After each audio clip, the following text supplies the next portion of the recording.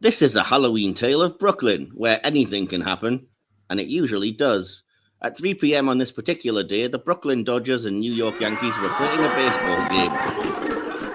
While at the same time, across the river in the United States proper, there was romance in the air.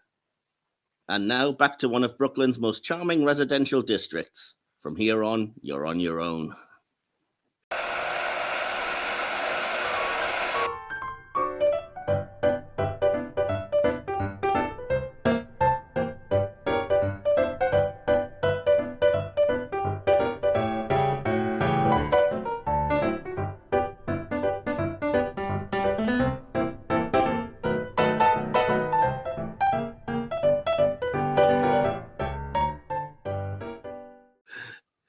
Aha, welcome back, cinephiles and friends, to a brand new episode of Silver Screen Cinema Classics, the first of 2025. We took January off, but we'll be here at least once a month for the rest of the year, alongside your regular cult classics and OG Silver Screen episodes. If you're new here, welcome. I'm your host and your regular guide down cinematic memory lane. My name is Mike Wilson. I'm joined, as is usually the case, by my intrepid co-host and the man who chose the film we're reviewing today, DK. Hey, Hello. buddy. How are you doing? You all right? I'm not too bad. A bit tired. I've just finished a recording. I'm literally gone from the ridiculous to the sublime. Yes, we won't spoil what you've been recording, but suffice to say, it probably wasn't what you would regard as necessarily a cinema classic. No. Cult maybe, classic perhaps not. But yeah, looking forward to it nonetheless, to hearing it, because I wasn't on that one. So yeah, but I'm assuming you're looking forward to talking about a film that you chose. So you must, I assume, love this. Definitely. Cool. And yeah, we're also very happy to be joined by a first-time guest to the Cinema Classics podcast, but not to the overall podcast. Please a warm welcome to John. Welcome. Hi, thank you so much. It's thrilling to be here. Awesome. And again, I assume you know Arsenic and Old Lace quite well. You're happy to jump into talking about it? Oh, I guess. You can pull my arm. I'll do it. Yeah. Okay. Fair enough. I mean, one of these days I'm going to invite somebody on, and it's just I'm not going to know it, and they're just going to be like, "This film that's regarded as a classic is a piece of absolute crap," and here's why. I should have started with that. Oh, bless.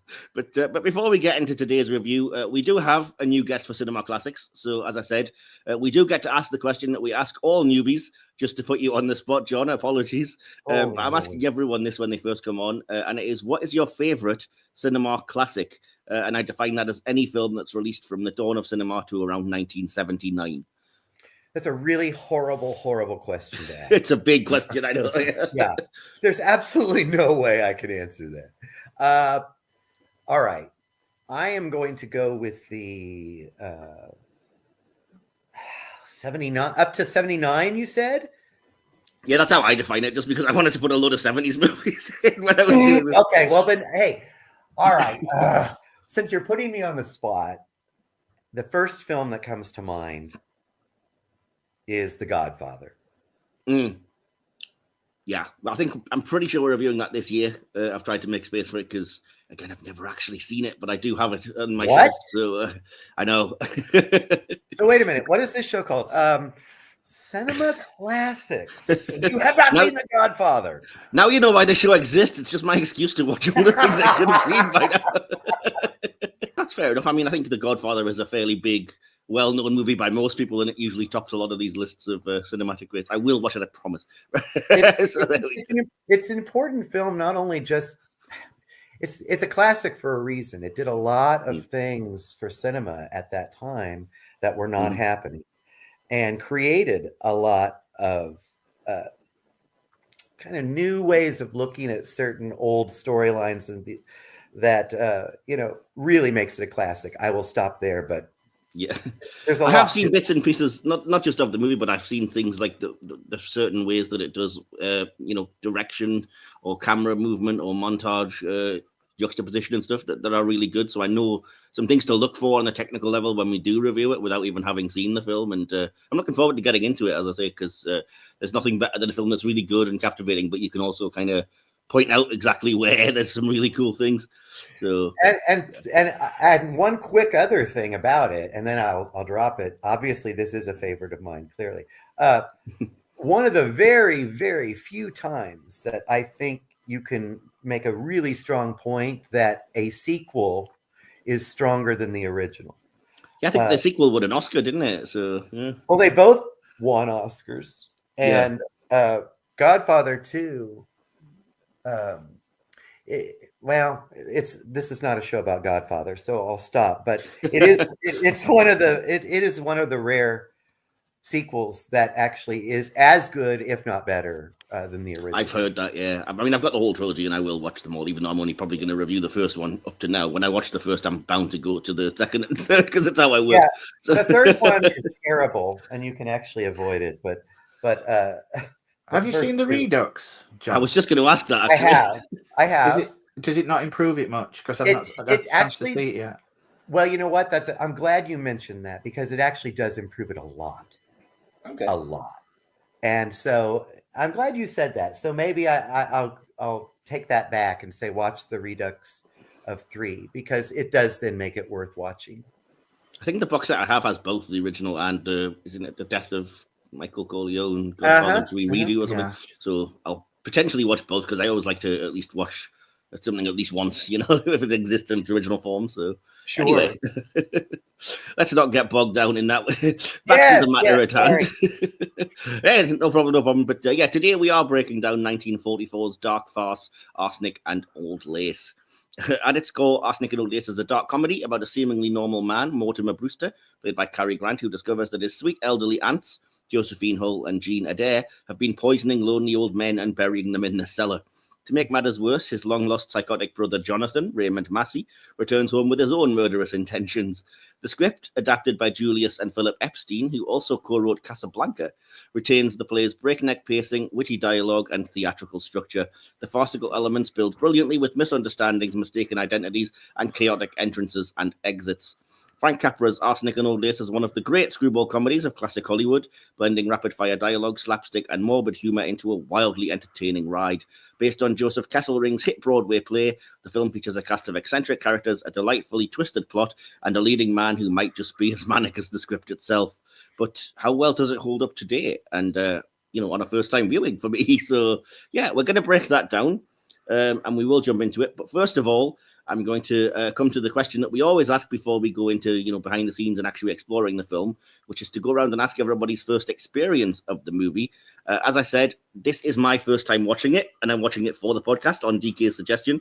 So that's kind of boring. I can't really give you much of a story other than, I watched this 3 days ago. Wow, so that kind of rules me out of this question. But what about you, John? When was the first time you saw Arsenic and Old Lace? Do you remember your initial impressions of it? Well, I think for me, for a lot of people, and I don't know how it is where you guys are at, but it is a standard play that like every high school puts on, every small theater puts on. So I originally saw it as the play, probably when I was in high school. And then not long after that, I probably rented the movie at a local video store and loved it. The film is very similar to the play, which is kind of unusual sometimes. But there are a lot of interesting differences. So my first experience was seeing it as a play. I loved it. I was probably like 16, 15 at the time, and then seeing the movie maybe a year later. Awesome. And you've shared a little bit of artwork with us, which I hopefully will, if with your permission, put on the screen at this point and show everyone. So, because it's really good, the the artwork that you've done for Arsenic and all that. I think it really captures the movie very well, and it's just so impressive. I was really happy to and I made that for you guys, just for you guys. Well, we are very privileged, and we'll have to keep inviting John on just so we have some awesome graphics. Because I wish I'd seen his Twilight Zone before the recording. That's phenomenal. Thank you. Now, thanks. That's very kind of you. Yeah, John's interviews are crap, but boy, we can use his artwork. No, I'm sure it's both. What is it? What is it that the film says? We're going to love you for your mind to one thing at a time. That's right. Keeping it on brand there. But yeah, that's fair enough. That's cool. And DK, I really am fascinated to learn from you, because this is obviously, it's a film that you picked as soon as I suggested about cinema classics, and you mentioned something about it being something of a staple that you've seen a few times. So, like, what was the first time you saw it, and how did it become a regular fixture and beloved, I guess, by you? It was it must be going back a decade now. I mean, I'm a big kind of theatre goer, or I was prior to the pandemic, but I never actually saw this one. Although I'm a big fan of farce, and yeah, it was about a decade ago. It was coming up to Halloween, and my significant other suggested it. And you know my taste in kind of Halloween movies. It's not this. So I was very, very reluctant to watch it. But, you know, to humour the person, I put it on, and I just fell in love with it. I had a fantastic time with it. What cool? Can I ask a question? Yeah, sure. Yeah, go for it. Just a follow up. You fell in love with it. What do you remember after you saw it? What was it that you loved so much? Was there something in particular? Was it the tone? Was it? I think it was the. What was? No, I think it was the tone. It just reminded me. You know, when you go and you watch a farce, and whether it's things from No Sex Please We're British over to oh God, I forgot the importance of being earnest. Sorry, had a brain fart then. Yeah. It was just the tone. The tone was really. It wasn't what I was expecting. It was almost a British, and I don't mean this to be derogatory to the US, but it almost seemed a British sensibility. Well, that's humor. That's so funny that you said that, because you know what I was about to say is it's so rare for and hey, I can say this. It's so rare for American films, especially in that time period, to actually embrace farce. Yeah. Farce is real tough. It's really tough, and if you don't do it right, it just does not work. And I think there is, especially in the, if you're looking at what kind of movie is going to make money, production company in the 40s is not going to say, oh, a farce would really work in the US. Not to say that we are not bright enough for that, but that's the impression that, that's what the producers would say. And they still say that, let's dumb down, the movie. Let's get a movie that's just a fun movie. You don't have to really think too much about. And farce, as far as Americans are concerned, might be a little too much thinking, because it's black humor, as well. So it's not just farce; it's also very black humor, and that's also far more European than American. Yeah, no, but credit where it's due. I mean, there is an American, for want of a better word, there's almost like a legacy of that kind of thing. Because if you look at anything by like Mel Brooks, for example. These are popular films that are farces. You mentioned, you said the producers that it brought that film to mind, and I was like, well, that's of a kind of legacy of that kind of thing. When but it's 30 years later than this film too. And not just that, when you look at things like Blazing Saddles from Mel Brooks, a lot of people still don't get it. Yeah, they don't get who is being made fun of in that movie. Right. Yeah. Well, yeah. I mean, but you also have to remember that time period when Mel Brooks was doing that and doing Young Frankenstein. Producers, you're 30 years after Arsenic and Old Lace, and the temperature of the American public was a young, rebellious, more open to interesting and fun ideas than it was. Yeah. So there was Mel Brooks proved that there was a market for that. And in that time period, there was a market for that. Yeah. I'm saying though, that in the 40s, it was pretty risky, I think, for Well, I say risky, but how risky really was it? I mean, if we know how popular the Broadway show was.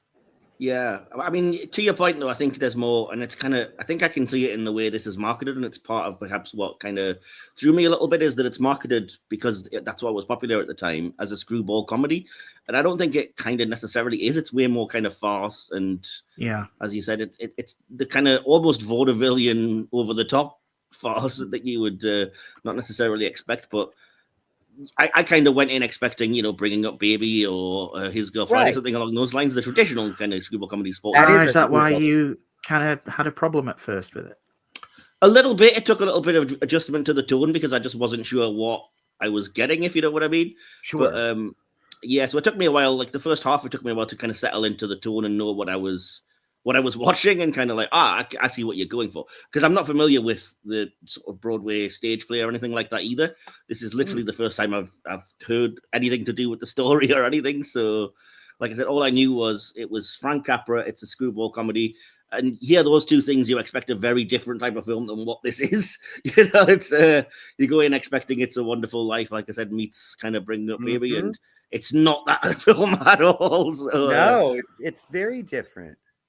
Yeah, and he actually does some interesting things that you don't really see him do again as a director that he does in this movie. But yeah, for sure. Oh, we'll definitely get into that 100%. Yeah. So well, that was everybody's first impressions then. So before we get diving into exploring the individual nooks and crannies of the film, so to speak, we always do a little behind the scenes section, and it is usually, when he's around, the purview of our intrepid co-host DK. And I had to obviously hand the behind the scenes over to you on this one because it was your choice. You presumably know the film, so take it away and educate us about the Arsenic and Old Lace. Go for it. Well, I doubt I'll be able to educate John. I think he could educate us with regards to this. I will only. I only am here to enhance. Fair enough. First of all, Ronald Reagan and Jack Benny were offered the role of Mortimer Brewster, but turned it down. I did not know that. Oh right. Oh, Ronald I'm on a Reagan winner was already. offered that role. Pardon? Ronald Reagan was offered Mortimer? Yeah. Bob Hope was also offered the part, and he was eager to do it, but Paramount refused to loan him out to Warner Brothers. Now, it took closer to 8 weeks to shoot, not before Frank Capra had planned, and the $400,000 initially budgeted eventually climbed to just over $1 million. A far more realistic figure, obviously, considering the salaries for Cary Grant and Capra on their own. Now, at the time of production, Warner Brothers announced that the Brewster house was the largest set ever built at the studio. The house was complete, room by room, in every detail. Production records confirm that several scenes were shot in various rooms of the Brewster house. Mortimer's grandfather's study, the aunt's bedroom, and the cellar were filmed, but not included in the final cut of the movie. Now, on stage, Boris Karloff played the monstrous Jonathan Brewster, Raymond Massey's film character, who in eerie-looking screen makeup resembled Karloff, which was a running gag throughout the movie. Karloff eagerly wanted to do the film, but he was kept under contract by the Broadway play producers and wasn't allowed to do the picture, to his displeasure. He did finally get a chance almost 2 decades later in a TV version, and his wish finally came true. Yeah. He didn't abandon his commitment to the Broadway version of Arsenic and Old Lace in order to appear in this film. He did, however, graciously allow Warner Brothers to use his name and likeness, an issue that the studio had considered a potentially devastating legal obstacle had he not done so. Speaking of, in none of his close-ups does Massey ever blink. Wow. That's right. That's true. Capra related to the role of Mortimer apparently in the movie because, like that character, he also had an older brother who abused him as a child and grew up to be a criminal, apparently. Capra noted that while he was stationed in London in January 1943, he overheard American and British soldiers screaming, "Charge!" in the manner of Teddy Roosevelt's character, and deduced that they'd seen the film. He then learned that Jack L. Warner had released the picture to the armed forces that month, a year after it was completed, and almost 2 years before it was released to the general public. That's great. The Production Code Administration strongly recommended that the filmmakers limit the deadly concoction used by the Brewster sisters to simply arsenic, as it already appeared in the title. When the sisters tell Mortimer their recipe, the PCA was concerned that unstable audience members may try to replicate the recipe. Their suggestion was ignored, obviously. We still worry about things like that. Yeah, there's much bigger things to worry about now. That's true. Cary Grant's birth name, Archie Leach, appears on one of the tombstones in the cemetery next to the Brewster's house. And even in the setting of a large forward-thinking city like New York, showing people of different races and ethnicities at the Marriage License Bureau would have been considered daring at the time.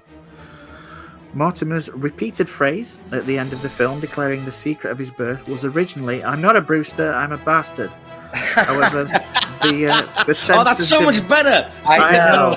It However, really the is. censors demanded that it be changed, resulting in the phrase, "I'm the son of a sea cook." Screenwriter Julius J. Epstein complained to Frank Capra that Cary Grant's acting was going overboard with the comedy. Capra agreed. Apparently, Cary Grant also felt that. He hated watching this film. That's one of the notes I've made. He absolutely hates it. Yeah, he says it's the least favourite of his movies. It's such a shame that he hated it. Now, because of this, Capra agreed and told the writer and Grant that it would be toned down in the editing process, together with some reshoots. However, after World War II unexpectedly ensnared the USA, Capra left the studio to do the Why We Fight series, and those reshoots and editing was not done.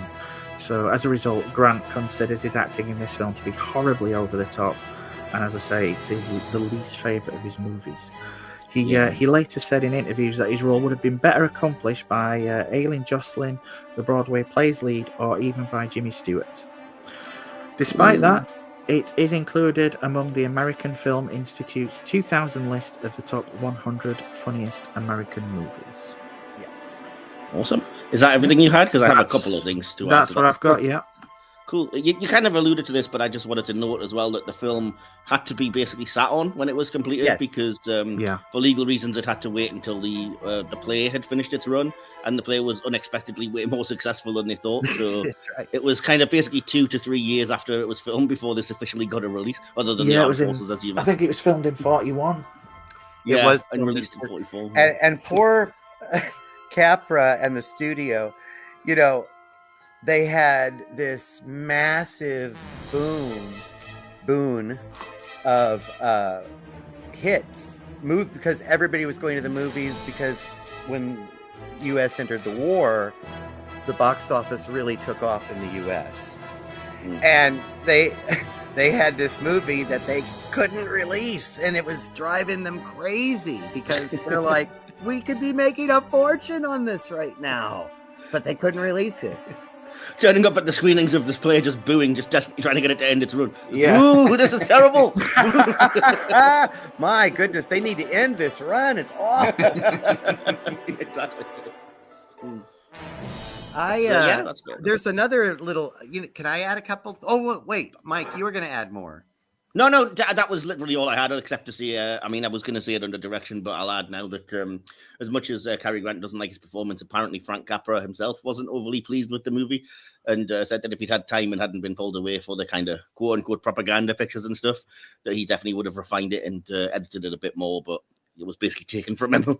But yeah, that was literally all I had to add to that. Okay. Yeah, you got to be careful with Frank Capra, what he says about his movies, because he kind of, his stories tend to change over the years. Yeah. So you don't really know if that part is necessarily true. I do know that, he pushed every day, Cary to bigger, broader, wider. And honestly, he would have been eaten alive by all of the strong personalities if he wasn't crazily over the top. His character would have kind of gone the way of the female lead. Yeah, maybe. Yeah. Priscilla Lang. Priscilla Lang. We don't even remember that she's in the movie. He's so subtle that the character gets lost. And if Grant had gone that route, which is what he prefers to be the straight man, I think he would have just disappeared in the movie. You needed that kind of insane reaction because everybody else is acting like this is normal. I think we may have a disagreement about that, but I'll probably get into it with the acting because I'm kind of, after one viewing, I'm sort of inclined to agree with Cary Grant that it's just pitched a little bit too over the top for me, and it doesn't fully work. I was just thinking, that's hilarious. Who just did that? That's so funny. That was DK, I think, trying to hold in his rage. Well, I thought you were doing Cary Grant in the movie. No, I mean it's not terrible. Don't get me wrong by any means, but I just found it pitched a little bit too over the top, and I think there's, again, we'll get into it with the acting, but I think there's other good comedic performances. You don't have to necessarily play it bland and straight. But I mean, there are other characters doing good stuff in here that's pitched, I think, perfectly. And to be honest, I think I prefer the kind of comedy when you do juxtapose it. So, like the two ants, for example, the way that they play entirely straight, and they are just that's the comedy of it, is the the absolute weirdness of these two. Sweet elderly old ladies that are just then, well, we've been killing these men that were lonely. And it's just like, I think that kind of works better, that juxtaposition, than just somebody who is manic and crazy being a bit like that. And it also kind of feels like it's not earned at first. It is by the end of the movie. Like, I really get that as things pile up and things get gradually worse and worse, I understand that the Mortimer character kind of does and would get more frazzled and more annoyed, and ultimately, have that triumphant, I'm not a Brewster. No, I agree with that last point, though. I think the one thing, and it may go towards what you were just saying about Capra wanting to kind of refine it a little bit. I think that if I did have a criticism about Cary Grant's performance, or the way it was directed, I should say, and put on screen, is that there is not enough of a he doesn't have a whole lot of, he doesn't have anywhere to go. He starts out so frenetic that he has to maintain that you can only go so high with that. If it had started a little bit lower and worked up, I see what you're saying in that regard, where I think a little more subtlety in that regard would have worked. Oh, DK isn't saying anything. No, just listen. No. So no, I think if there, I mean, I love the performance myself, but it, if I had my director's hat on or my editor's hat on, I would say, let's make that a little more subtle at the beginning, just so he has somewhere to go with it. I mean, I get it. Like I said, it's not the worst performance I've ever seen, and I understand the point would be that, when you reach the kind of turning point of there's a dead body in the window seat, he's going to have to, at that point, make a choice between either, do we go hyper realistic or do we just play the absurdity of it? And you go for the absurdity naturally. But my issue would be more with kind of like the exposition and stuff at the start, like at the is it the registry office or whatever for the wedding, where everyone's like, oh, you're Mortimer Brewster, and it's playing really sort of farcical, over the top comedy straight away there, and I'm just kind of like, ooh, that's.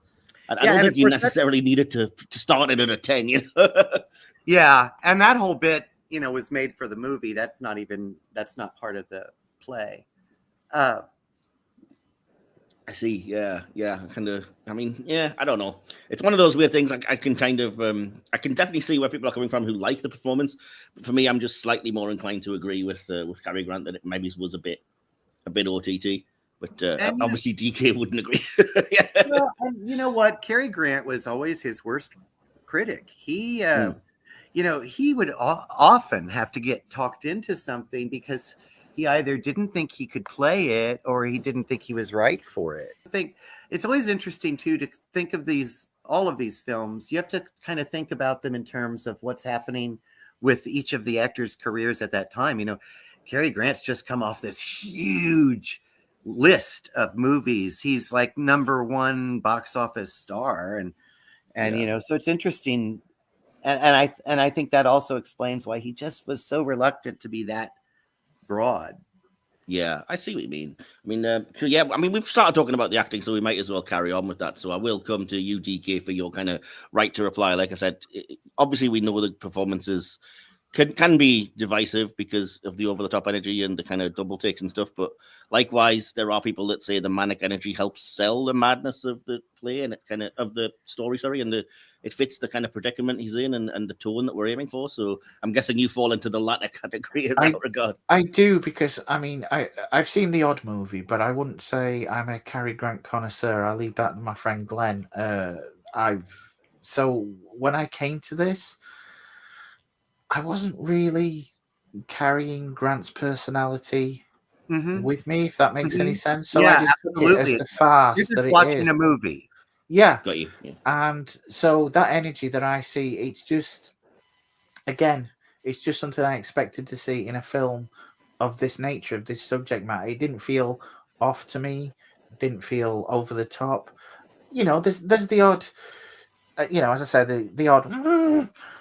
But in the nature of basing it on a stage play, which is what it is, often, and you'll attest to this, You've John, got to play to the back seats and stuff. Exactly. Right. And to me, he does that perfectly.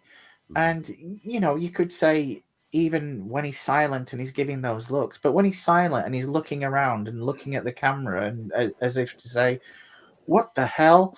It's a bit Jim from The Office at times, though. Let's be honest. It is, but I love it. It works for me. Well, it is. But that works, though. Yeah. But breaking that fourth wall, absolutely, you have to break the fourth wall in something like this. Yeah, I just think it. As I say, as a Cary Grant role, it might not be de rigueur, and it's certainly not one of the things that he himself is proud of. But as a farce, I just think it's pitch perfect. Yeah, I think looking at his career, I think this entry is a real delight in his career. I wish he could have, just because he didn't feel that way. Okay, a lot of actors feel that way about their role.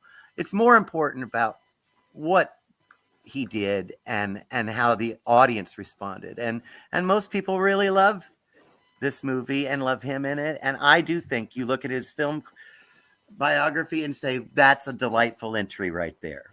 Yeah. I think you might have kind of hit the nail on the head in terms of my kind of slight aversion to it and awkwardness with it, is that having not seen this film, and I have seen a lot of other Cary Grant films, and like I said, I'm in the screwball comedy field, so to speak. So two of my favorite movies are his Girl Friday and Bringing Up Baby, and kind of, I think, went into this expecting that kind of performance from Cary Grant, because I saw screwball comedy, Cary Grant, and the front of the DVD is him with his wife, and kind of, well, it's okay, it's going to be, that awful poster makes it look like a totally different movie. Yeah, it really does, because I mean, the wife has no role in the movie, to be fair. You're basically going in expecting it's Cary Grant to be Cary Grant and not Cary Grant to be Mortimer Brewster. Right. And that's what you do to promote people to go to the movie, Yeah, exactly. I mean, that's a movie poster to get people to go, because it's just got Cary Grant and, oh, look, he's got some crazy story with his girl and and it's not that. I get it, but I think I've seen a particular poster. Well, first of all, your artwork, I think, sells it really well, because it gives you the kind of, it's an ensemble piece and the manic energy of it. But I've also seen similar posters to that, where it's got the arsenic bottle in the middle with Cary Grant on, and it shows you the ants and that kind of thing. And I was like, if they kind of use that as not to start, getting into key art and that kind of, I'm not a graphic artist, but I think the way it's sold on sort of physical media and stuff is not the film that you get. And as you say, that was purposeful. Remember how earlier we were talking about how Americans probably are not the audience that you want to, so it ties it directly in with that. I see. Yeah, we're gonna, the studio's gonna promote it as just a Cary Grant lark. Because again, something darker or weirder, it's not going to appeal to anybody. They're not going to understand it. At least that's what the thinking would be. That's fair. Behind the studio. That, yeah, sure. Fair enough. So yeah, I mean, moving on to the other actors, we may as well talk about, first of all, Josephine Hull, Gina Dare as the ants, which, like I said, I think it's a great performance because it is played fully straight, and it's the kind of, they are, for all intents and purposes, they're just the sweet sort of sweet old ants that you would expect in a movie of this type or any kind of 40s family or whatever. So to me, that was some of the funnier things, as you said, the subtlety of these sweet people just not getting the fact that, you know, it's ludicrous that you're talking about whether you've killed 11 or 12 people. You've got a cupboard full of men's hats that you've killed, and you're like, no, we're just helping these lonely old men, you know. Well, that's right. We're helping them.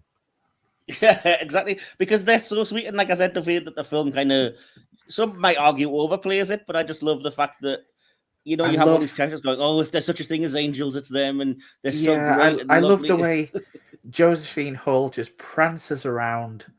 That's the door. That little prance is absolutely fantastic. I never get tired of watching her trip trot across the room, you know.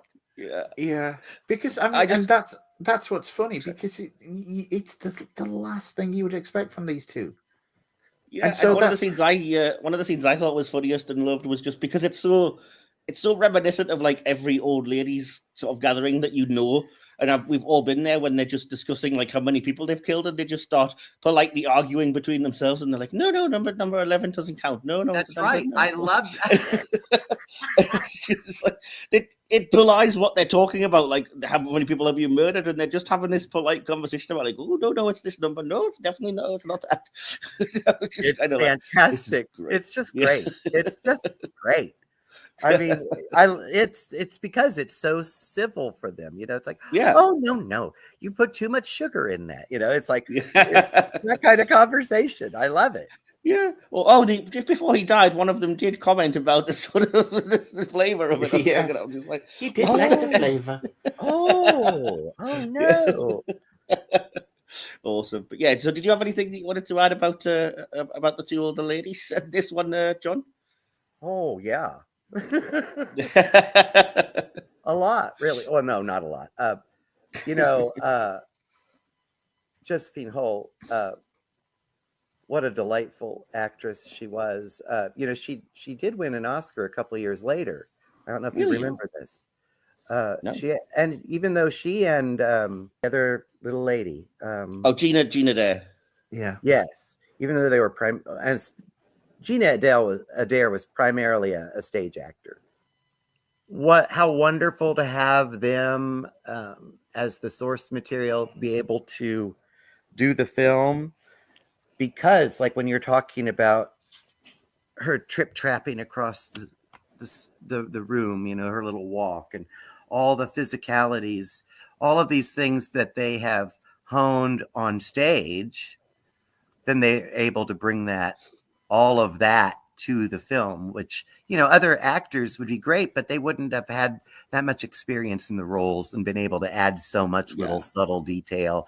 And of course, just their relationship together, well, all three of them, if you include Teddy, you know, since they've worked so closely together for so long, they really do feel like a family, you know, in the film. Yeah. You feel that they really are the crazy little related group. Yeah, fair enough. Okay, cool. Sorry, I felt like I interrupted you there, DK. Did you have anything else you wanted to add before I move to the other actors involved? No, I just think it's a cliche, but they are a delight. Yeah, they're just, I mean, you know, never for 1 second do you doubt them. I mean, you know, they're killing people, and you just think, oh, they're so sweet. Yeah. But it feeds into the whole point, is that they're still exactly ultimately well-meaning. It's not malice. It's like, well, they're lonely and we're helping. But it does lead to that little seed, which I love, where it's, you know, Cary Grant's trying to get across to him, and he says, people will not understand. You know, they don't understand. This is becoming a very dangerous habit to break. But I can't even remember the exact circumstances, but there's also the moment when he's like talking to the lawyer or whatever, and he's asking how he is, and he's like, oh, I'm not too bad, I can't complain. A little bit lonely, and he's like, you must never say you're lonely.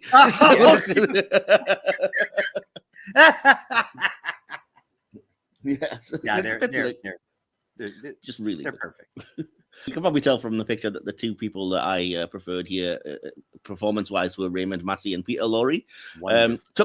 Took a while to adjust to Raymond Massey because he is playing it so straight, and not just straight, he's almost from another movie. But then because I had read the kind of little bit of behind the scenes information, I knew that he was basically a Boris Karloff substitute. Mm-hmm. So when you appreciate that and you kind of go into it, my initial thought was just like, wow, they really did make him look exactly like him with the makeup and the scarring and stuff. So. I love the constant little in joke of almost referring to him as Boris Karloff, and he hates it. And he hates it. And he hates it. You know, don't. Yeah, but I mean, like you mentioned earlier, though, this has got to be one of the earliest examples of meta. I think so. References and stuff. Because even when they're looking at in a film, I think so. Because even when they're looking at the picture of Jonathan as a baby, and they're kind of making the ugly baby jokes and stuff, and it's like, I saw a play with a grotesque man that looked a bit like that once, and I'm like, oh, I get it. You saw this play. That's the remember when we went to take the boy to that cinema? Oh, it scared me. Yeah, exactly.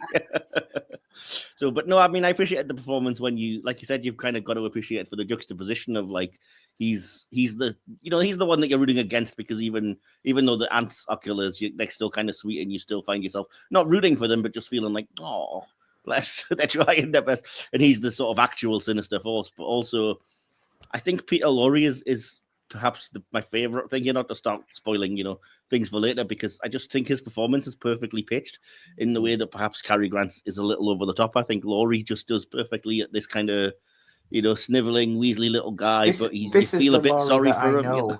Not the one from Casablanca as such, but this. Yeah. This is the one that I saw in the Looney Tunes cartoons when they were doing caricatures. Right. No, Johnny, please. What? That's exactly right. That's so funny. Oh my gosh. Yeah, you're right. Maybe I've internalized that, because that's a good point. I didn't even realize that, but yeah, completely. But I just love the performance, and like I said, I think there's a tragic quality to it. And again, he's a character you feel for, even though it's a performance that it's not really naturalistic. It's very, I don't know, like Igor, I suppose, the kind of Frankenstein's assistant type character, despite being called Dr. Einstein, obviously. But yeah, there's just something. There's a charm and a certain kind of. The performance just sells itself to me really well. Yeah, and they're better than some of the others. You feel so sorry for him, especially at the end where completely, where the lieutenant sat on the stairs and he's reading off. He's about 4'5", German accent, Popeye, and the look on his face because he thinks he's been busted, and you feel so bad for him. And then he just gets up and pats him on the back and says, "Thanks, Doc." And when he gets his freedom, and he's just so happy, and he's just like, am I really getting away? Wow. I'll bring it up now before someone else mentions it, but he has, to my mind, the best line, and it's just so small, it's almost unnoticeable. It's during that scene, and it's just the way he plays it. It's right after that scene where they've just had the fight, everything's going off, it's the culmination of all those events, it's just chaos, everybody's just going everywhere. And he goes over to the desk, and because he has to sign those forms, he was trying to get out at one point, and then he got dragged back to sign these forms. And Martha says, "Are you leaving, Doctor?" And he just goes, "Yes, please." Yeah, that's what I mean. It's just bless. Yeah. It's the little things. Yep, that's. There's another of those. I don't know if it's anybody's favorite line, but just in terms of performances and kind of, as much as I've criticized Cary Grant, there's a little line that he gets that I think, again, it might fly over people's heads, but it really made me laugh when his wife's trying to talk about, like, we need to be going, we're off on our vacation, and she just goes, Niagara Falls, and he's like, does it? Oh, well, let it. It was just like, it was such a little thing, and it's breezed over, but I was I love that. I love like his moment. Cary Grant's moments, like when he's just like kind of talking to himself and just kind of whispering, and just because then it's just hilarious, because then it is really down to earth, and it's like, have I done this? They've killed 12 people, and he's talking to himself. What do I do now? I mean, I love those little moments like that. But yeah, Peter Lorre, Peter, like, yes, please. Great, isn't it? But yeah, I mean, so yeah, I mean, the rest of the supporting cast, obviously, you've got Jack Carson as the clueless cop, Edward Everett Horton, the asylum director. Yes, they all do perfect. Well, who appears in a lot of Cary Grant films, by the way. Oh, okay, fair enough. They were good friends. That makes sense then, yeah. But I mean, they all pitch their performances brilliantly for me, even though they're not big parts. They contribute to how much the madness just escalates to me. And I was like, yeah, I can't really fault any of them. Nobody kind of steps in and thinks and feels out of place, or that they're not understanding the assignment, except, as you said, not really that it's a criticism of her, but, and I don't even know the actress's name, the actress who plays his wife, who's just got such a thankless role, because it's just Priscilla like Lane. I know. I'm sorry. I need to look that up so I have that here. So yeah, Priscilla Lane, I just think it's not her fault. She's doing everything she's asked to do in the script and the direction and everything, but it's a character that exists solely to be reacted against or to give reactions to stuff, and she doesn't really get much to do, which is a shame. But particularly, like I said, when you look at the key art, and she's like almost billed as like the second most important person in the movie, and she's barely in it, which is a shame. Well, I think, isn't she second on the screen too, in the lead, in the credits? Second credit. You know, it is a shame. Fair enough. I think I had one slight, this is gonna sound really mean, but the other slight criticism I had, and again, it's just because I just think I wasn't quite attuned to some of the more over the top stuff. So it was the scene where the doc comes in and he's getting given the wine, so to speak, and it's just like, he obviously, the joke is he doesn't quite ever get to finish it, but it's the way he just keeps on going to drink it, and then, you know, randomly things happen, or Cary Grant shouts at him, and then something else occurs, and it just, to me, it was a little bit too like stagey, and it was just kind of like, I don't know if I believe this, you know what I mean? It's a stupid thing to say about a farce, but I just thought it was a bit too much, perhaps, that performance, and the way it was kind of like, okay. not everything was like that. I mean, there's parts of it that I really liked of the film, but that particular scene was just like, yeah, I don't think we need this, to be honest. DK, I'm very anxious to hear your thoughts on this. As you say, it's stagey, and yes, it would work better on a stage, but again, that's what they're going for. I think it would have probably worked better had you not seen the exact kind of thing play out earlier, when that old guy, that old curmudgeon, come in, and a similar kind of thing happened. That works better. It was the same joke twice. You're right. You're right. Well, it's such a small moment that it doesn't really affect anything, and I don't want to get bogged down in it. I think that's interesting. It's just one of those things. The difference between a film and a live performance, you know. Yeah, completely. Yeah, and I mean, I think that is, without again going too far into other areas, other sort of subcategories that I want to talk about. I think that is also one of my issues, is that there's an awful lot of this that just feels like a filmed play. Like, it's very painfully obvious that it's all kind of one set, and you're working within those confines, and it's all one night. And I just felt like there wasn't really much done to make it cinematic, if you know what I mean. And it just felt like I'm not watching a film so much as I'm watching an adaptation of a play that is painfully obvious. I completely disagree with that. Wow. Okay. All right. Fair enough. No, that's fascinating, because I really do. I have the absolute opposite thinking of this. Okay, that's fair enough. So the way that the film is shot, it's shot in a really cinematic way. It's shot very film noir with shadows. I mean, when I get to the direction, I did say, like, I don't mean it like that. I mean direction wise, in terms of shot composition, or the way, you know, that Capra is a great director. So the way he frames shots, or the composition, or the POV and everything, that kind of thing is all that. Or even things like filming Cary Grant through the stair grates and things. Mm-hmm. There's some great visual stuff, but I just feel like the overall tone is kind of, it's very hemmed in by the point, like I said, of it's one set and it's one night, and it doesn't do anything to venture beyond that, which, again, if it did, maybe people would complain it's not the stage play anymore. And you've already mentioned, like, the one scene that they added for the start was perhaps not the best scene in the movie anyway. So actually, in that regard, I totally agree. Yeah. Now that I understand what you're saying, I do agree. And here's one thing I don't understand, because DK, you mentioned this earlier, and I had heard this as well. And it was a huge thing that they had built, you know, the entire house, the actual house. And we never see any of it in the actual final film. No. And they were obviously, they said they shot scenes in different rooms. And maybe that, again, plays towards when Capra's talking about the refining that he could have done with going back and doing some different editing. and I would be including interested some of to those see scenes. those scenes. I That would too. be- I would love to yeah. see those. I would love to see the rooms just to see what the house looked like. Oh yeah.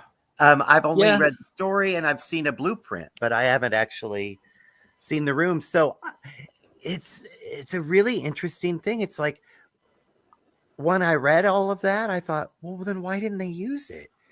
You know, they spent all this money and they publicized how they built a whole real house, and then we never see any of it. And so, yes, in that regard, I totally agree with what you're saying about, you know, we're kind of confined to the living area of the house. Yeah, I don't even know if it's. I don't think it would necessarily have bothered anybody that was watching in the 40s, because that's kind of what was de rigueur. That's what you kind of expected. But I think in this day and age, we expect a little bit more from movies, and we're all too, or at least I am too, media savvy to just know that, like, well, that's one set, and you're just working on one set, and even when they kind of cut away to show you Elaine in the window of the sort of house next door, and it's just like she could just be holding up a window facade. Well, for all I know, because it's just and again, which makes it more frustrating for me to wonder, why didn't they take advantage? They built the whole frigging house. Yeah, exactly. If they actually did do it, then, like I said, you've really wasted the kind of production designer's time to do that. Yeah, I mean, you have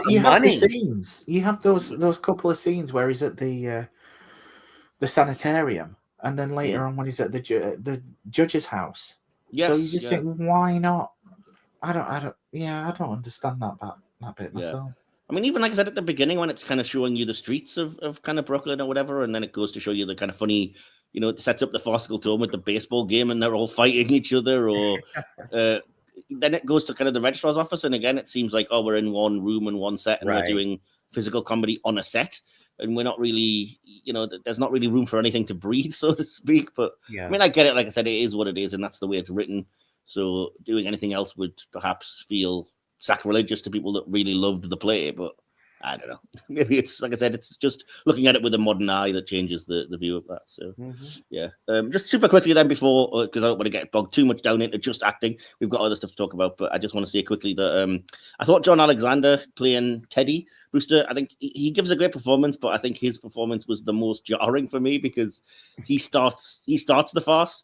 And it was when I was kind of still not knowing what I was getting. I sort of started watching the movie, like I said, thinking, oh, am I getting a nice screwball comedy? Is there a romance subplot? Are these ants? You know, I kind of vaguely know that that's going to come into play eventually. And then didn't know anything about this character, and he's just yelling "charge" and running up the stairs. And I was like, what the F am I watching? You know? Oh dear, lots of staircases at Happydale.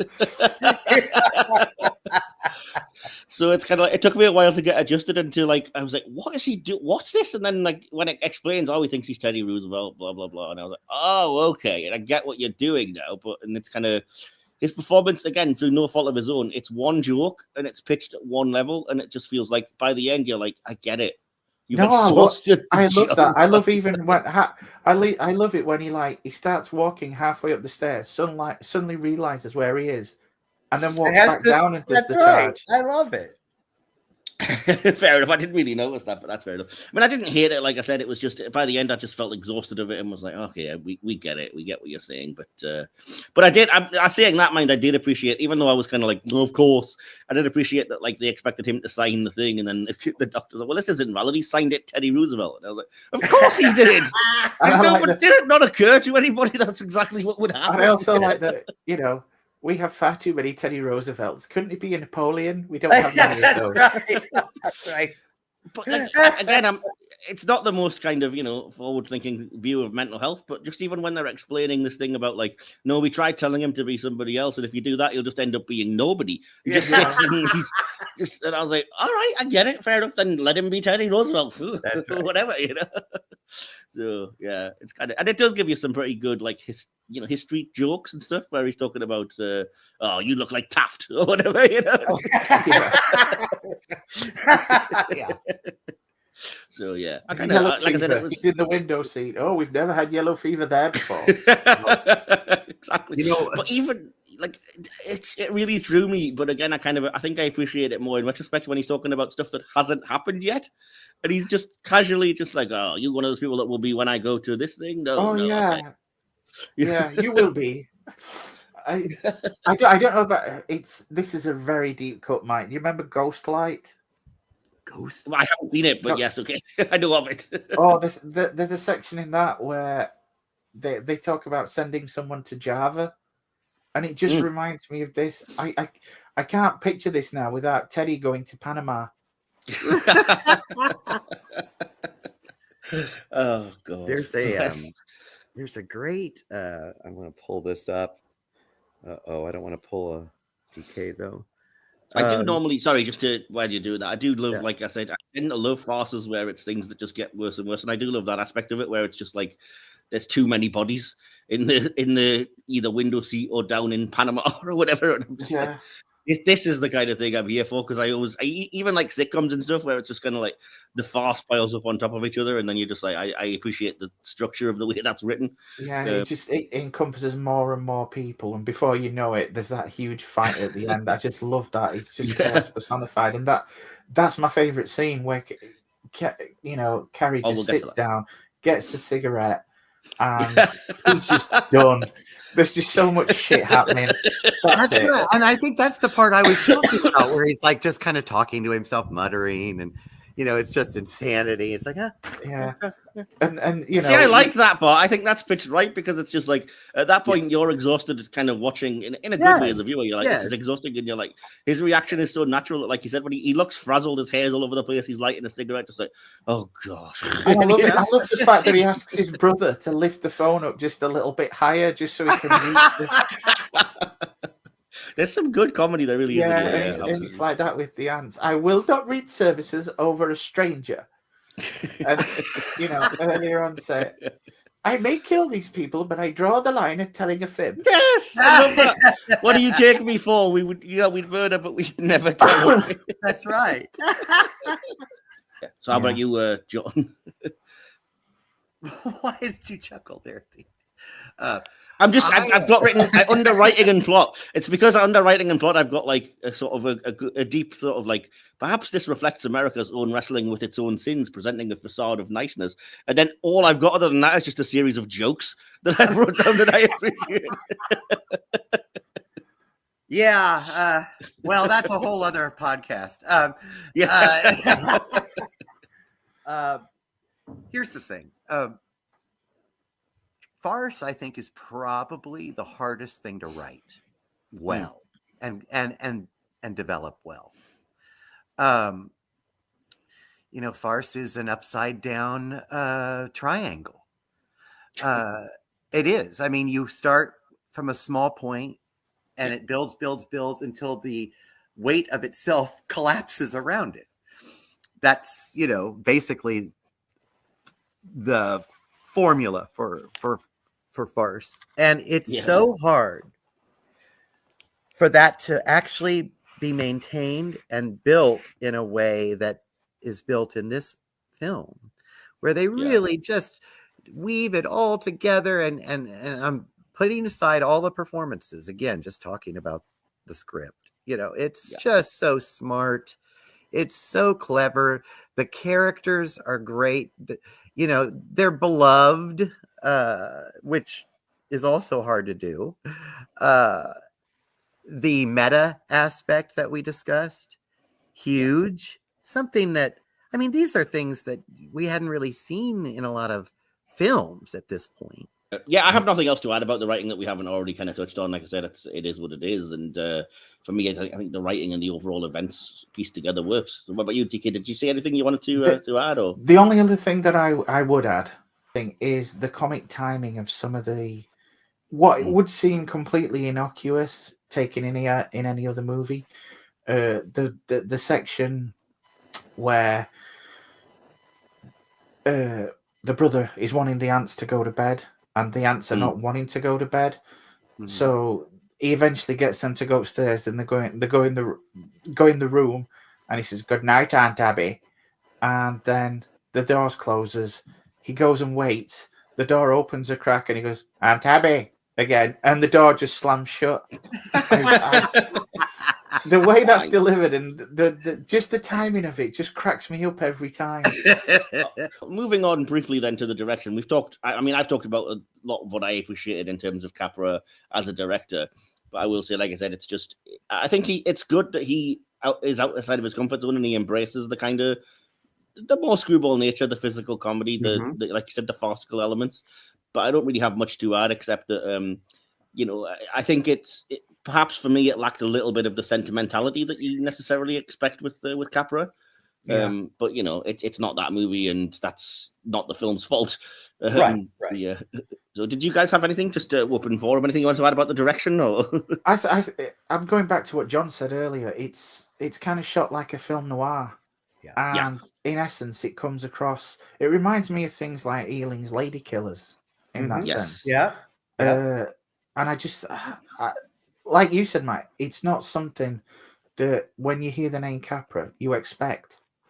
So when I watched this the first time, I really was kind of taken aback a bit, but I love it. I love the lighting. I love the fact, I love that that scene that pretty much takes place in the dark when everybody does go to bed, and Teddy comes up from the basement, and you know what's happening, and then you're just saying, oh, this is kind of serious, and then they top it off by having Teddy fall down the stairs with the body. It's I just think that the use of lighting in this is really well done. Yeah, really I had that under well production done. design, but I said the same thing. The lighting, particularly when it's like when Raymond Massey appears on screen, I think highlighting the villainy and sort of the tonal shift of. But again, it contrasts well against the sort of the comedic. I don't know what's the word. Like I said, the more vaudevillian comedic like silliness, and then you get him appearing, and it takes it a bit seriously, and it goes a bit darker and has him in the shadows, and it's like, oh, I get what you're doing. So yeah. So I think we really need to say the name Saul Polito. Okay. Saul Polito was the cinematographer on this movie. Right. Couple things about that just makes this work over maybe something, another filmed play that was like a farce. If you go back, we don't have a whole lot of history before that. Maybe 20 years of movies, I guess, before that or so. Maybe a little more. Yeah. But farces were always shot with bright light. So you could see every inch of everything that was happening and everybody running around. So to shoot a farce as a film noir, and with film noir aspects, just adds so much more, because again, farce, what's one of the key ingredients to farce? You have to have a fear of something. That's what's going to create the farce. That fear is going to mount, and then it's all going to come collapsing, right?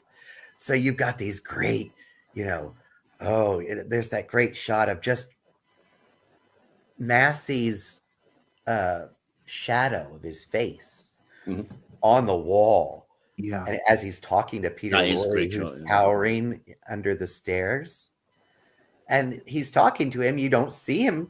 You just see the shadow talking to him. And, so those kinds of shots like that, it's like, oh, that really kicks up the audience's kind of fear level and level of menace, I think. So if it had all been bright and them just all running around, we wouldn't have, I think, the subtlety then that's created in the subtlety in, what am I trying to say? It does it, the way it clashes with, like you said, so it kind of works as a juxtaposition or a yeah. And I think that just adds to the flavor of the movie so much. I think without that, I don't even know if it would be considered quite as classic as it is, because it has that menacing feel to it. Ooh, Yeah, I was very aware when I watched it that it's set on Halloween, and I can see why that was when you chose to watch it, DK, because it's got that kind of Halloween spookiness vibe to it, despite being kind of a comedy. It's almost comedy horror-esque at times. It doesn't go full, it's not full Abbott and Costello meet Frankenstein, but it's not a million miles away, So I can kind of get that. And I think the production design kind of reinforces that, because the house is like, it's homely and it's lovely, but it's also gothic, and it's got staircases and nooks and crannies and corners and hidden window seats and things. So yeah, I mean, it does the job, you know. So super quickly then, did you guys have anything to add on the production design or the music or sound, anything like that that you wanted to add? I don't really have any notes on the sound. I don't either. I will say, I think the set, the exterior part of the set is so gorgeous. You've got the bridge being built. You know, they're in Brooklyn. You got the Brooklyn Bridge there, and you know, a lot of and if you look, you know, you see the little apartments, houses behind theirs, and those are actually miniatures. They're not even. That's not even painted. Okay. Those are little small buildings that they put in. Cool. Yeah. And with the cemetery as the, you know, the forefront. But the background, if you just look at it, it's just a beautiful set. You know, it's just really neat. Cool. Yeah, fair enough. I'll just add then quickly about the music that it was Max Steiner who did the score for this, and he's more known for sweeping grand things like Gone with the Wind. But I think here he does a perfect job of being like, he goes from the cartoonish when things are silly to like underscoring the horror with the right kind of dramatic cues. And for me, it was pitch perfect, because I don't think you notice it unless you're actually analyzing it. And then when you actually think about it, you're like, oh yeah, it did do all those things, and it was a kind of perfect job on that regard without like stealing focus. So yeah, got that. So anything else that you want to add before, anything at all you want to add before I move into the kind of critics' response to this film, and then we wrap this up? I don't have anything, so over to you, John. I will just throw out one little quick thing. Did you guys know that another person that was up for Mortimer was who they wanted was Humphrey Bogart? Oh, really? Wow, I didn't, but I can't imagine that would have worked. Yeah. I'm sorry. I said Mortimer. No, for Jonathan. For the brother. And I think that actually might have been an interesting choice. Okay. Yeah, that I could see. He was up for that. Just a little note, just a little something extra there. Yeah, fair enough. That's an interesting parallel casting for sure. Yeah. Awesome. Well, I'm going to move to the next section. As I say, if you are a regular listener of Cinema Classics from last year, you'll know that we forego asking the audience on social media for their opinions, because it would seem redundant, because these are all classics, and so I would assume 99% of it is going to be positive. But I am always interested in kind of how the film got its reputation and what others professionals think about it. So I always give a kind of critic response, and I've done the same here. I've gathered reviews and things, and I'll just say the contemporary critical reviews at the time of the film's release were uniformly positive. The New York Times critic summed up the majority view by saying, as a whole, Arsenic and Old Lace, the Warner picture which came to the Strand yesterday, is good macabre fun. Variety declared, Capra's production, not elaborate, captures the colour and spirit of the play, while the able writing team of Julius J. and Philip G. Epstein has turned in a very workable, tightly compressed script. Capra's own intelligent direction rounds out. Harrison's reports wrote, an hilarious entertainment, it should turn out to be one of the year's top box office attractions. John Lardner of The New Yorker called the film practically as funny in picture form as it was on the stage, and that is very funny indeed. Assessing the film in 1968, Charles Hyam and Joe Greenberg stated in Hollywood in the 40s that Frank Capra provided a rather overstated and strained version of Arsenic and Old Lace. In terms of modern reviews, Deep Focus review discussed Cary Grant's performance and noted that while Grant himself thought it was exaggerated, many find his animated portrayal fitting. The review also comments on Capra's direction, saying that the film looks and feels like a stage play brought to film, but captures the essence of the original production. Wind City Voices highlights Capra's successful venture into the screwball comedy genre, and it also touches upon Grant's reservations about his performance, noting that despite his concerns, many fans actually consider it one of his best. The British Film Institute, or BFI, describes the film as a riotously funny film adaptation of the smash Broadway comedy, emphasizing Capra's masterful direction and the film's enduring black humor. And on the review aggregator website Rotten Tomatoes, the film holds an approval rating of 86% based on 35 reviews, with an average rating of 7.7 out of 10. So pretty much, I mean, almost entirely positive. From my last recording. Yeah, no killer tomatoes in this one.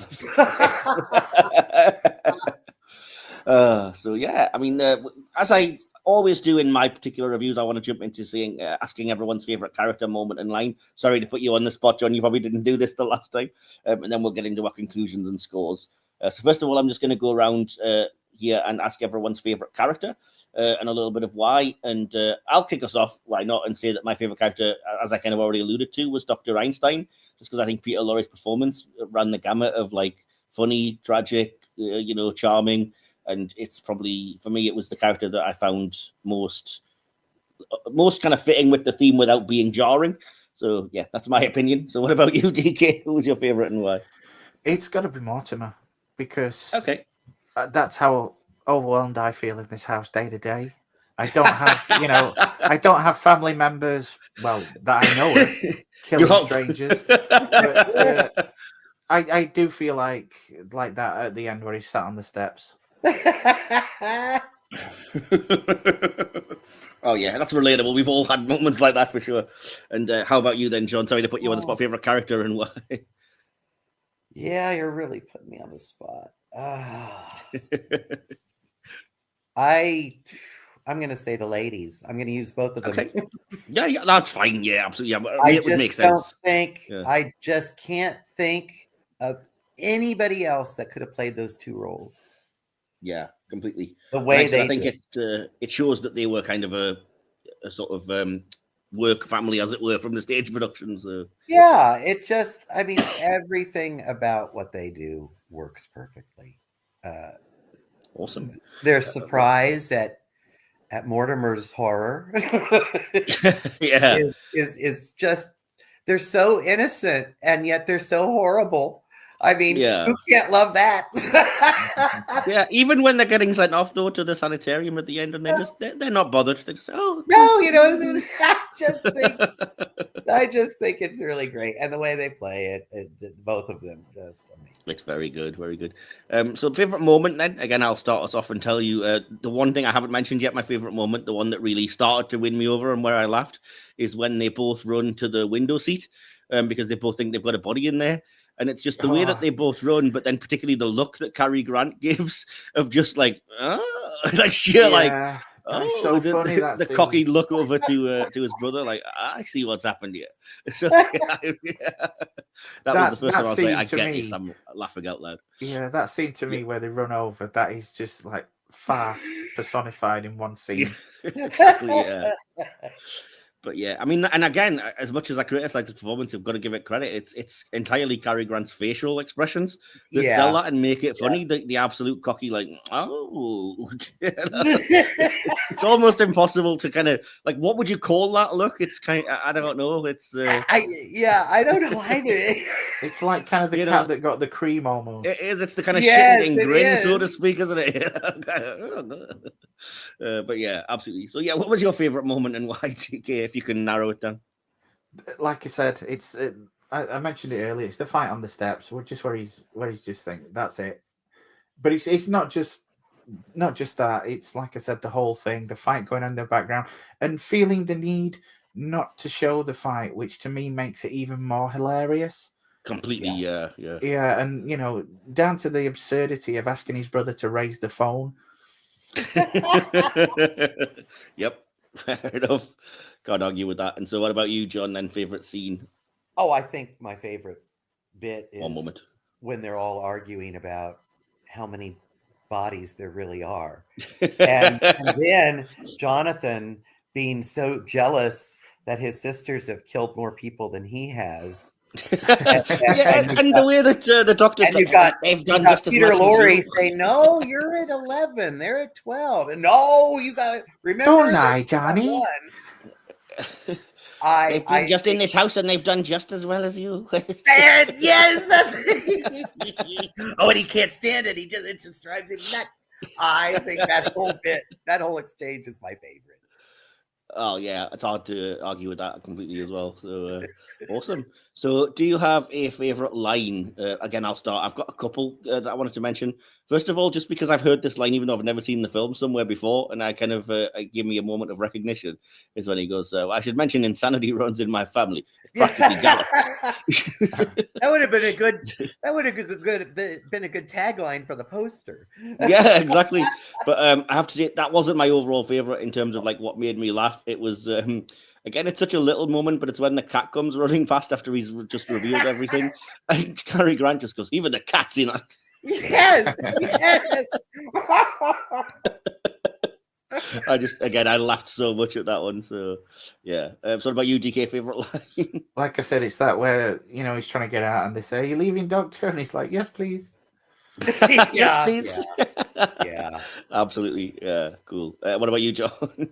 Just the exchanges between them when the ladies just don't seem to understand it. What they're doing Well, that is counts. wrong. Yeah. I mean, any of those exchanges, I just think are fantastic. Yeah, that definitely counts. I think, that whole, it would be a bit much to quote it, but I can understand where you're coming from. The whole kind of argument between the two sisters of, is it 11 or 12? Well, Does that and guy just count? it just anytime they're like talking about it as if, again, like it's just so funny. They just don't understand what they're doing wrong. Yeah, exactly. Awesome. Right. Well, all that is left then is for us to give our conclusions and our scores out of 5. Hopefully, we've all at least prepared that. We should know what we're doing with that one. So, is it worth me going first? Because then perhaps we'll kind of elevate a bit as we go along. Because Sure. I get the feeling I'm maybe perhaps the lowest score. So we'll see. What. And again, apologies, this is super long-winded, but I'm trying these days to get all of my thoughts and to try and justify myself where possible. So I just said a classic screwball farce of the kind you rarely see anymore. And as such, it took me a bit of time to settle into, not just because of its rapid-fire pacing, but also because humor is subjective and shifting sensibilities mean that what was once hilarious might not always land the same way every day. Comedy is personal after all, and I wanted to love this film. I adore classic cinema. I have huge admiration for Frank Capra, and I always enjoy a great comedy. Given my co-host's recommendation and the glowing reviews, my expectations were sky high and probably too high. To be clear, I didn't hate or even dislike the film. It took a while for the tone to fully grab me, but as the absurdity escalated, I found myself won over by the brilliantly crafted farce, and for its era, it's surprisingly effective dark comedy. The second half in particular is packed with sharp dialogue, boundless energy, and genuinely witty moments. That said, the film's theatrical roots are impossible to ignore. The single location setting and the reliance on verbal rather than visual storytelling make it feel more like a filmed play than a cinematic experience. Capra himself wasn't especially fond of his work on this, and I can see why, if you believe that. There's some beautiful shot compositions and framing, but nothing that really elevates it beyond stage origins. Cary Grant, meanwhile, takes his performance to near cartoonish levels, and I'm inclined to agree with his own assessment that it goes a bit too far. While I appreciate his commitment, I tend to prefer farce when at least some characters play it straight, something the two ants do brilliantly. On the flip side to that, the Jonathan subplot felt like a tonal shift too far at times, with Massey's morbid and sinister performance clashing against the comedy, though Peter Lorre's comedic chops mostly save it. Ultimately, this isn't Capra at his most profound, nor, in my opinion, one of his best films. However, his gift for character-driven storytelling and impeccable comedic timing ensures that it never drags, despite being largely confined to the one setting. While some performances are a mixed bag and the staging a bit too theatrical, the film's escalating absurdity, where multiple characters think they're committing the right kind of murder, remains sharply amusing, and I can fully appreciate why this is beloved. It just didn't quite connect with me in that special way. I don't know if I'll be revisiting it anytime soon, but I'm still glad I saw it, and I love hearing how much it means to others. And as I suspected I would, talking about it here has made me appreciate it more and more, and kind of cemented my opinion of it a bit more in my head as kind of a bit better than I originally thought. But maybe I will give it another go one quiet night with a glass of wine, just not one from the Brewsters. I give it 3.5 or 3.5 out of 5 after my initial viewing. But again, I think I have a feeling it might go up if I was to watch it again and review it. It's just one of those things that I was it wasn't what I was expecting, and that jarred a little bit. So yeah, hopefully that isn't too offensive to you, DK. No, not at all. Not at all. Your score's not that far off mine, to be honest. Oh, fair enough. Okay. Well, do you want to go next and give us your conclusion and score? Yeah, I was going to say it's over 80 years old and still tremendous fun. Capra's take on the show has its roots, a couple of slaying jokes aside, planted very firmly in its stage play territory and works all the better for it. Capra didn't think it is best, and Grant definitely didn't think so, but while it may not be perfect, I think they both underestimate just how entertaining it is. A truly funny script brought to life by some very talented performers. And I'm sorry, Mr. Grant, but I don't agree. I think you're awesome in this. Yes, the pacing is a little slow compared to movies today, with the opening scenes at the house suffering a little, and the use of language and terms from the era no longer applying. But it's apples and oranges, really, and I can no more fault that than I can a novel from the time. It's chaotic, it's frenetic, and it's fun. Everything a good farce should be. It's a classic, and in the short time I've known it, it's never once failed to make me smile while watching. I can't stress enough how much I love this. It makes me feel like I'm at home, and take that as you will. And I've given it 4 out of 5. I'm surprised because I fully expected a much higher score. No, I think I'm going to change my mind. Yeah, 4.5. I'm going to go 4.5. Definitely, it deserves it. So, yeah, get that in. Cool. And John, if you have a conclusion and score for us? I have a score. I didn't know about writing a conclusion as a. We just like to get very pretentious about. Well, you know what? I love it. You guys don't know a whole lot about me, but I was a writer editor for 25 years. Oh wow! Okay, cool. So what a thrill! I'll be able to do a little writing next time. Yeah, sorry, I really should have said that. No, feel free to do it. No, I as a guest, it's really not my place anyway. I've really kind of expressed everything, through our talk today. I've given it a 4. Okay. Because I really thought DK was going to go like 4, 5, 4, 7. I expected a 5, to be honest. I thought it was going to be closer to that. I kind of went back and forth on the 2, 4, 4.5, because I couldn't really find much that I ever felt fault in this. So, it's a hard one for me. Just how high do I want to go? Because there's really not much wrong with it. But from just personal gut, my experience with that movie recorded with others, I give it a solid 4. Awesome. Well, obviously, the way we get our final scores to add those together, divide by 3 to give you an average. The average will surprise nobody. It comes to 4. It makes me feel better. That's the weird thing, is that if I was to watch this again, I might end up giving it a 4, because, like I said, now that it's not as jarring and I know what kind of genre we're playing in, maybe I would. I was going to ask you after you read your thoughts, if any of that had changed, since you wrote that obviously before we talked about it. And I know that's a whole other thing, but I just wondered if anything we said made you kind of reassess or. Oh, completely. And I kind of knew, I knew that would happen, but I always like to write my conclusion literally as soon as I've seen the film, so that it's like a true, representation of how I feel immediately after watching it. Yeah. But I had a feeling that, like I said, that's why I enjoy talking about these things, is that if somebody can kind of show me an angle that they come at this thing from and what they appreciate and why, it helps me to appreciate even things I disliked. This isn't a film I disliked. I just didn't necessarily think I connected with it quite as much as like DK does, for example. Even just thinking about it and giving it a few days to settle in, which maybe I should do, but like I said, I always like to think, well, no, the honest truth is just right after you've seen the film. Yeah, I always write my reviews right after. Or during. I actually write some during. Fair enough. But no, like I said, it was just because it was the first time I've seen it, and if I'd had a chance to see it beforehand and know what I was getting into, maybe I would have, like I said, because even DK even knows this. I told him at the time it wasn't quite grabbing me for the first sort of hour or so. Yeah, I was going to ask you that. At what point did you message saying, "Oh, I'm laughing now"? It was, it's probably not even an hour. People are going to mock me because I could be completely off with the timing, but it was just like the start of it really didn't grab me, and I wasn't sure what I was getting. And it was the moment I mentioned, as soon as they both run over to the window seat, and Cary Grant kind of mugs the screen or towards his brother, and I was like, oh, I get what this is now. Because I said I got that it was surreal and it was farcical, but it was just so weird and jarring and. I wonder in the future if and this might be good for any of us really, to watch the original trailer before we watch the movie if we hadn't seen it before.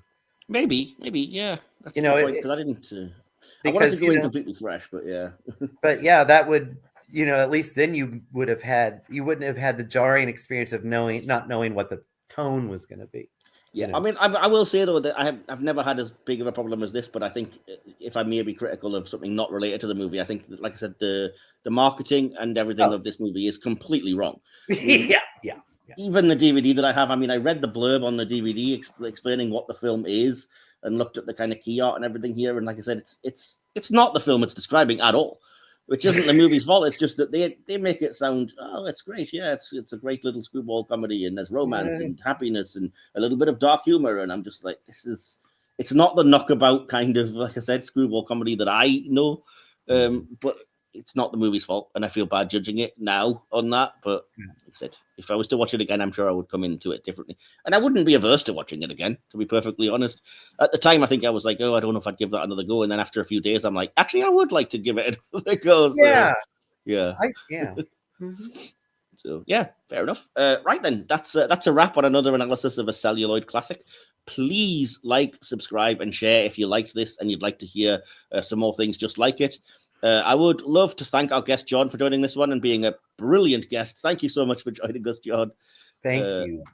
And yeah, where can people find you online? And do you have anything you wanted to particularly plug? Well, I've got I have my art is available on Redbubble. Okay. Under John Adams Phoenix Photography. Gotcha. Okay. You can find me also on Facebook at John Adams / Phoenix Photography. Gotcha. Okay. So those are two areas you can see some of my work. Cool. I'll put those in the. I always put the links in the episode description of our guests, and I'll definitely share that because it's really good work. Honestly, like I said, I was so impressed when DK sent me the Arsenic and Old Lace, and it was when I started reassessing because I was like, oh, these characters and everything in this, like this, tonally matches the film way more than the artwork that I've seen. You know, so maybe it is a better film than I gave it credit for. So. Yeah. Fair enough. So yeah, and. Yeah, as always, thank you, JK, for your presence, the movie suggestion, and for being my loyal right hand. Anytime. You can find us in the podcast by following the links that will be currently on screen if you're watching on YouTube, or by clicking on our link tree that's always in the episode descriptions. We'll be back in just a couple of short weeks with our next Cinema Classics podcast, where we're taking a deep dive into Walt Disney's first ever full-length animated feature, Hi Ho, Hi Ho. Until then, many thanks if you've joined us and listened to all of this. And again, thank you for sharing our movie love. And remember, I'm not a Brewster. I'm the son of a sea kook. Ha! Charge! You have been listening to the Silver Screen Cinema Classics show, part of the Silver Screen podcast. Cinema Classics is hosted, produced, researched, scripted, and edited by Michael Wilson. Additional material by DK. Follow us on social media, our YouTube channel, or wherever else you get your podcasts. Links to all of these places can be found via the link tree in each episode's description. This podcast is a Media Matters original production created by Mike Wilson. Don't forget to like, subscribe, and share far and wide. Join us again next time, and hopefully this could be the beginning of a beautiful friendship. Here's looking at you, kid. Cut!